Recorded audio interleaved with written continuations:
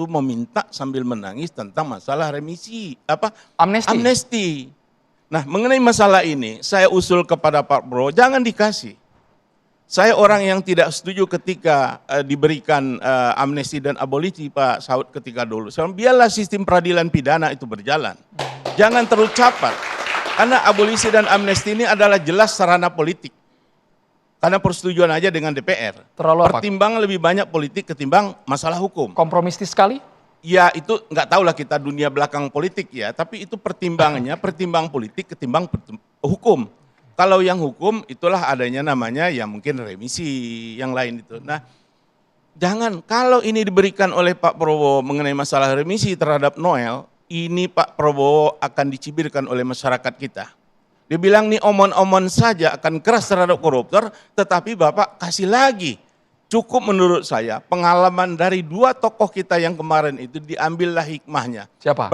Hasto dan Tom Lembong. Dengan Pak Tom Lembong ya. Kalau Pak Tom Lembong kan agak spesifik kasusnya ya.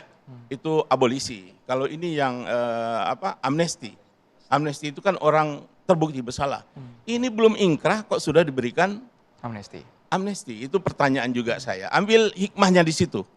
Jangan diulang lagi, nanti akan dicibirkan oleh masyarakat. Oh kalau kayak begini ini omon-omon. Ini yang harus dihindari oleh Pak Prabowo menurut saya. Bang Saud, komentar lu Bang, boleh Bang. Ya pastilah kalau saya sih dari dulu juga saya declare kok saya anti hukuman mati. Anti hukuman mati Iya, Bang? saya Anti hukuman mati. Karena gini, hukum itu bukan dilakukan dengan dendam, itu satu. Dua, ternyata itu juga nggak akan menyelesaikan kalau kita bicara hukuman mati. Tadi kan udah bicara maksimal, ya kan. Nah, tadi kan udah bicara contoh kasus orang jauh-jauh nyuri sendal dikirim dari Inggris ke Australia gitu kan. Itu kan udah hukuman yang cukup berat itu. Hari ini aja sebenarnya buat keluarga dia itu udah berat banget, buat anak-anak udah berat banget. Aku nggak ada punya konflik of interest sama ini ya, sama Noel ini ya. Tidak ada kepentingan secara personal. Tapi Andrew, kamu bisa bayangkan nggak kalau Yudi lagi meriksa orang, di meja saya itu ada sebesar gini, ada monitor segede gini nih, segede gini. Gue liatin aja tuh, saya liatin. Kalau orang di OTT itu, saya sedang membayangkan apa ada di pikiran orang nih. Kadang-kadang ditawarin roti sama Yudi, nggak dimakan gitu ya, sampai ngasih apa nggak mau. Gitu. Kau itu udah berat itu dan itu udah, saya pikir dia udah menebus dari. Aku udah bilang tadi di luar tuh masih banyak orang loh. Di luar sana masih banyak orang.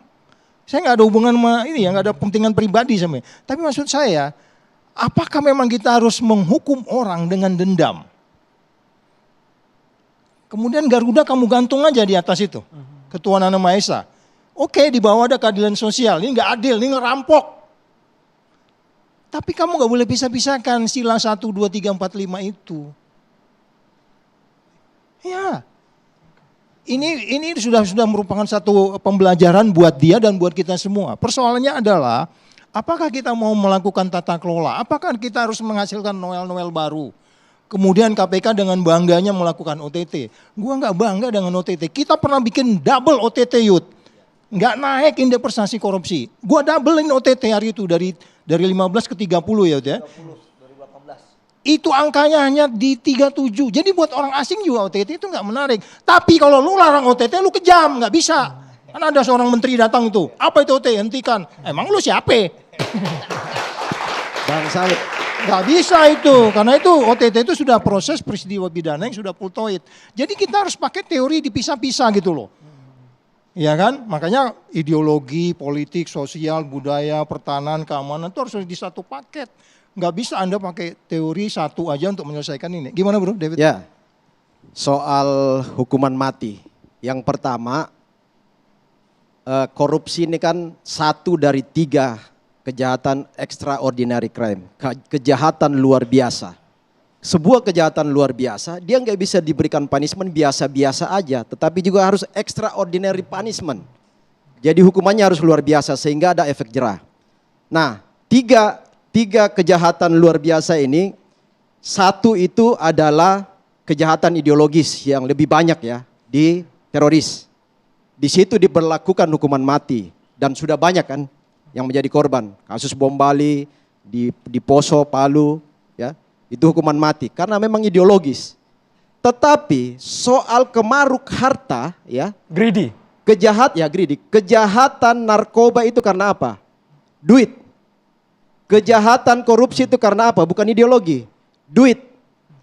Orang-orang yang mindsetnya soal kemaruk harta itu nggak bisa diselesaikan dengan cara ideologis membunuh mereka. Nggak takut mereka. Yang takut adalah ketika dia dimiskinkan karena tujuannya adalah kaya raya secara cepat. Maka solusinya adalah yaitu tadi undang-undang perampasan aset atau dinaikkan tingkatnya undang-undang pemiskinan. Karena apa? Kalau dia punya harta korupsi 10 miliar, terus yang diambil oleh negara itu habis lebih 50 miliar semua aset dari langkah-langkah usaha halal, mereka akan ketakutan, yakin. Karena apa? Anak, cucu, istri, suami, apa segala macam, keluarga itu akan pertama malu, yang kedua akan miskin. Tapi kalau dibunuh, dia pikir, bunuh aja gua, tabungan ada saya untuk anak istri. Kan seperti itu mindset koruptor dan narkoba. Ya, di tahap itu saya setuju bahwa kemarin yang menarik ada seorang anggota DPR bilang undang-undang perampasan aset itu nggak bisa dijalankan karena kita harus bereskan KUHAP kita dulu. Nggak ada, undang-undang perampasan aset itu non-conviction base. Nggak ada urusan dengan KUHAP itu. Dan ini kondisi luar biasa. Iya, nggak ada urusan dengan KUHAP. Jadi hari ini juga bisa diresmikan itu undang-undang. Undang-undang perampasan aset itu kan sudah lama itu. Udah lama, Sudah 2008 berapa itu. kali prolegnas itu nggak ada realisasinya untuk itu. Nah itu saya setuju lah kalau itu memang harus dipercepat undang-undang perampasan aset itu. Karena juga PPATK butuh itu untuk itu kan. Untuk mempercepat itu. Masalahnya Silakan, Pak. DPR tuh nggak mau.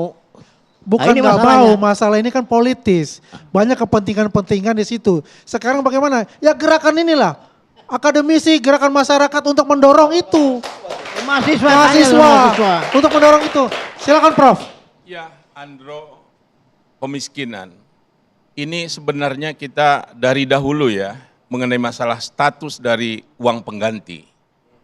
Itu adalah pidana tambahan. Ini bukti kita nggak serius untuk mengembalikan uang yang diambil oleh koruptor. Pidana tambahan itu boleh dijatuhkan dan boleh tidak dijatuhkan. Itu kan himbauan saja dari pihak kejaksaan. Jaksa harus tuntut uang pengganti.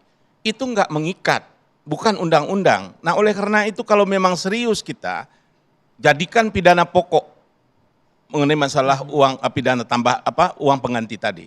Bahkan Bung Andro, saya mungkin ini di dunia, saya yang mengintrodusir waris pidana, nggak ada. Yang diajarkan waris pidana barat, waris perdata, waris Islam, waris adat. Saya mengintrodusir berapa puluh tahun yang lalu dalam kuliah tindak pidana korupsi, waris pidana terhadap uang pengganti ini tadi. Kenapa waris pidana? Inilah yang saya ingin jadikan disertasi dahulu, tapi berbeda, gagal. Nggak ada masalah buat Bukan hanya saya. pelaku tapi juga turun-temurun yang akan Terhadap menerima jerat anak-anaknya. pidananya. Sesaat lagi Kenapa? kami akan segera kembali hanya di Catatan Demokrasi pemirsa.